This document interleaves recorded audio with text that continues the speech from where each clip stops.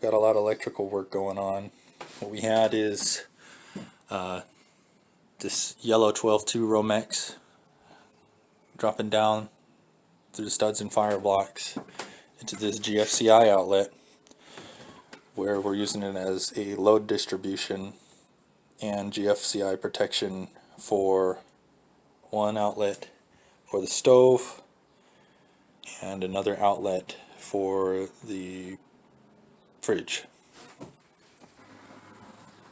And also what we've got going on here, focus you fuck, is we're going to have a switch connection here, which is going to be these wires off of this outlet, and we're basically going to interrupt it here, and then we need to run an electrical box down here as well. So we're going to go ahead and knock out the easiest thing first, run electrical down to here, put a gang box in there, 2 outlets, one's going to be hot, the other one's switched, and run it back up, get everything wired up, and that's going to be the easiest part of the day. I've seen a couple guys do this trick where, since basically this outlet is fed off of the GFCI, we're going to go ahead and break the circuit there and see if we have, if this wire is still hot. You can see we've got no power to the outlet.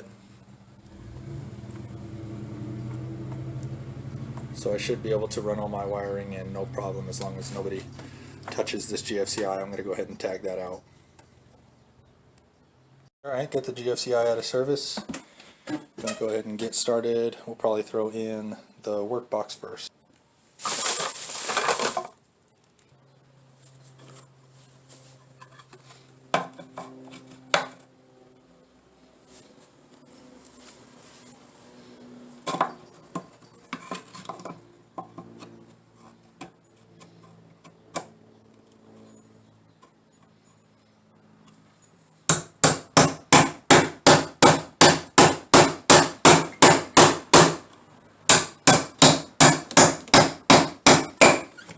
Fuck off.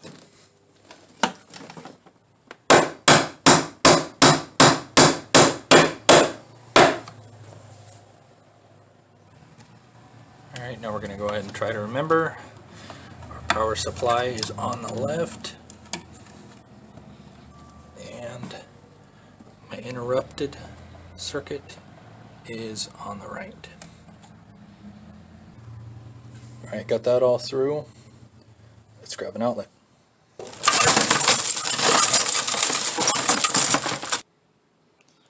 Alright, so you can see on this we have a little wing right there, and on this side you can see we have broken the wing off on that side. And what that means is that when this black wire comes in and gives this electricity, the electricity isn't shared between the two.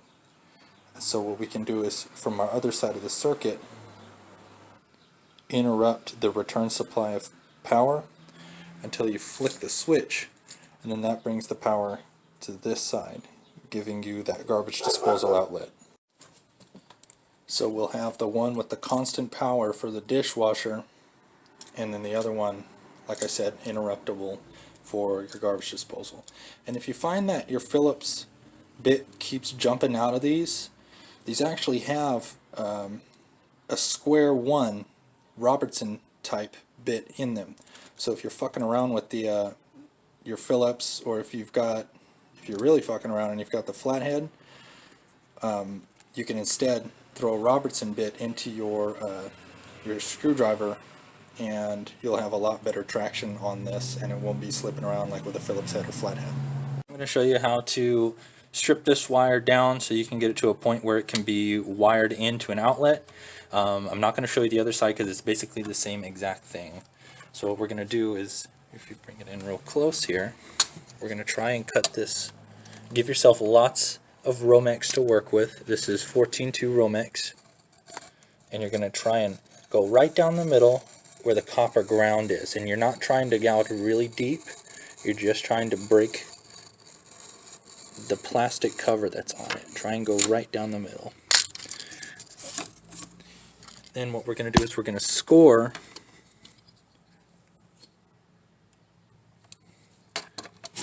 right in here at the where that score line comes to, and you're going to just put another score line right across it. And when you do that, when you pull this Romex to pull the non-metallic coat off, it should just rip at that score line. And then get all of this paper out of the way. And try to leave as little of the plastic and the paper hanging out of the outlet as possible. Give yourself lots and lots of room. So if you have to cut off a section of this, you're not going to be left with only that much wire to work with. And then just come back through with your wire strippers. This is 14.2, so we can go to the 14 line.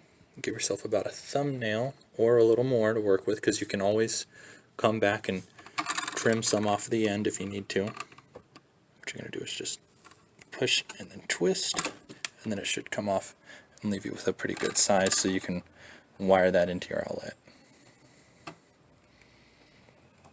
And then do the same for the other side. Then take your turn circle, that's what I call them, and you're going to go through and bend the wire into a hook. If you don't have a push to connect, these ones have push to connect on the back, so I'm going to go ahead and just cut that off. See how easy that is? Give myself a little more to work with, because you can just push these into the back wherever you need them. Alright, so what we've got going on is we've got the black to the brown heads, which you can tell which are hot because the sides with the darker screws take the darker cord, and it's black and white, so you can figure that out. And we've got our white, which is going to go to the white heads, which is our neutral side, and I've got that. If you follow it up to here, our power side supply. What I've done is done basically the same thing here, so it's all on the same load center. So it's coming, the black is coming to this outlet, and then it's going to the top outlet for the dishwasher constant supply. Now what we have to do is run the interrupted power supply to the garbage disposal. How are we going to achieve that interrupted circuit is that we're going to take this black wire and then tap into our hot on this side, and then we're just going to run it to one of the poles on this light switch. And what that does is that the power is interrupted by the switch, but when the switch is closed, it closes the circuit and makes the power go to that top outlet. Alright, and on our interrupted circuit, this guy here, we've got everything wired up similarly on the back of the other outlet. But since we have to do a separate power supply for this interrupted circuit on the bottom, we have to rewire everything on the bottom, because on this top one it has constant power, but on this black wire it's interrupted by that light switch, and so when we close that light switch we're going to get power to the bottom outlet. Now as far as our grounding wires go, we always want there to be a very easy path to ground. So we want all of our grounding wires to be in as much contact with each other as possible, because if there ever is an error in the circuit, such as a path to ground going a little too quickly or going through you into the ground, we want that GFCI to be able to pick up on that as soon as possible and terminate it, changing the path to ground to somewhere other than through big dumb you. So we're going to give the ground wires lots and lots of contact with each other, and you could even throw this into the end of a chuck to wind them together even more tightly, but I'm okay with that. And then we're going to go ahead and take this ground and go ahead and make a hook, put it around here, and then that'll give us a ground for this whole circuit. Alrighty, we've got everything wired in.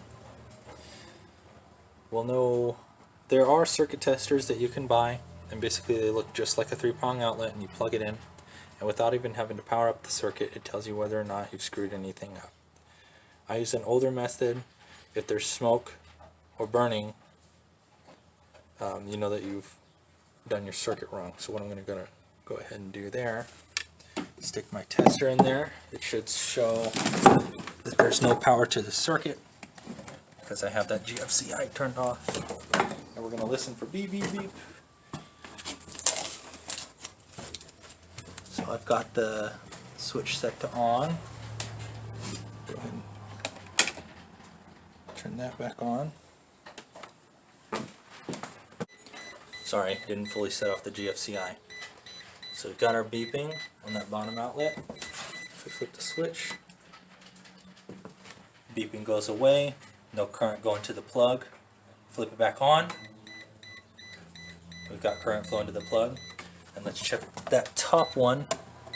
Should constantly have power. Hello.